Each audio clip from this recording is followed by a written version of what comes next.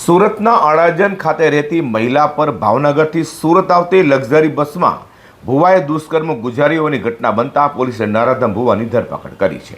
Adajan police પાસેથી મળતી માહિતી મુજબ સુરતના અડાજણમાં રહેતી એક પરિણીત મહિલા પિતૃદોષની વિધિ કરાવવાની હોવાથી બોટાદ જિલ્લાના ગઢડા તાલુકાના ચિરોડા ગામના ભુવા ગંગારામ રામચરણદાસ લશ્કરીના સંપર્કમાં આવી હતી। જે બાદ મહિલા પિતૃદોષની વિધિ માટે સુરતથી ભાવનગર ગઈ હતી, જ્યાં તેણે ભુવા સાથે મુલાકાત કરી હતી। વિધિ કરાવ્યા બાદ મહિલા ભુવા સાથે ભાવનગરથી સુરત પરત ફરી રહી હતી। આ સમયે બંને એક લક્ઝરી બસમાં મુસાફરી કરી રહ્યા હતા, જેમાં ભુવા ગંગારામે કાળા જાદુના બહાને મહિલાને વશ કરીને તેની સાથે એકથી વધુ વખત દુષ્કર્મ આચર્યું હતું। જ્યારે મહિલા સુરત પહોંચી ત્યારે તેને તાત્કાલિક અડાજણ પોલીસ સ્ટેશનમાં જઈને નરાધમ ભુવા ગંગારામે ગુજારેલા બળાત્કાર અંગે ફરિયાદ નોંધાવી હતી। જેથી અડાજણ પોલીસે મહિલાની ફરિયાદને ગંભીરતાથી લઈને આરોપી ભુવા ગંગારામ રામચરણદાસ લશ્કરી વિરુદ્ધ દુષ્કર્મનો ગુનો નોંધી શોધખોળ શરૂ કરી હતી। ગણતરીના કલાકોમાં જ પોલીસે આરોપી નરાધમ ભુવા ગંગારામ રામચરણદાસ લશ્કરીને ઝડપી પાડી કાયદેસરની કાર્યવાહી ધરી છે। તારીખ 8/8/2025ના રોજ અડાજણ પોસ્ટેમાં એક મહિલાએ ગંગારામ રામચરણદાસ લશ્કરી રહેવાસી ચિરોડા તાલુકો ગઢડા જિલ્લો બોટાદનાઓ વિરુદ્ધ એક ફરિયાદ આપેલ હતી।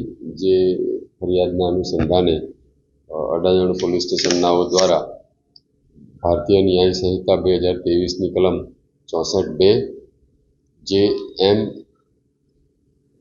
વગેરે મુજબનો ગુનો રજીસ્ટર કરવામાં આવેલ છે। આ ગુનાને કામે હકીકત એવી છે કે આ મહિલા એમના ભુવા જે છે આરોપી ગંગારામ રામચરણ લશ્કરી નાઓ સાથે તેમના કૌટુંબિક સસરા વિજયભાઈ હસમુખ નાઓ દ્વારા પરિચયમાં આવેલ હતા।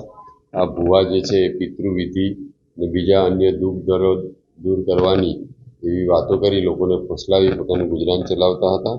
અને એ મહિલા સંપર્કમાં આવતા મહિલાઓને તારા ઘરનું દુઃખ દર્દ દૂર કરી દઈશ એમ જણાવી એની સાથે સંપર્ક કેળવેલો। પછી મહિલાની શારીરિક તબિયત બગડતા મહિલાને કહેલ કે તારી શારીરિક તકલીફ પણ હું દૂર કરી દઈશ, તારામાં માતા આવે છે એમ કહી અલગ અલગ જગ્યાએ પૂજા કરવા માટે લઈ જવાનું બહાનું બતાવી સોનગઢ પછી સિહોરા તાલુકો ભાવનગર ખાતે લઈ ગયેલા અને તેની પટાવી ફોસલાવી વિધિ કરવી પડશે તેમ જણાવી તમારામાં માતાજી આવે છે એમ જણાવી તેની સાથે શારીરિક સંભોગ કરેલો। આ ભુવાજી જ્યારે સુરત આવતા ત્યારે વેલંજા એમના મિત્રને ત્યાં રોકાતા હતા।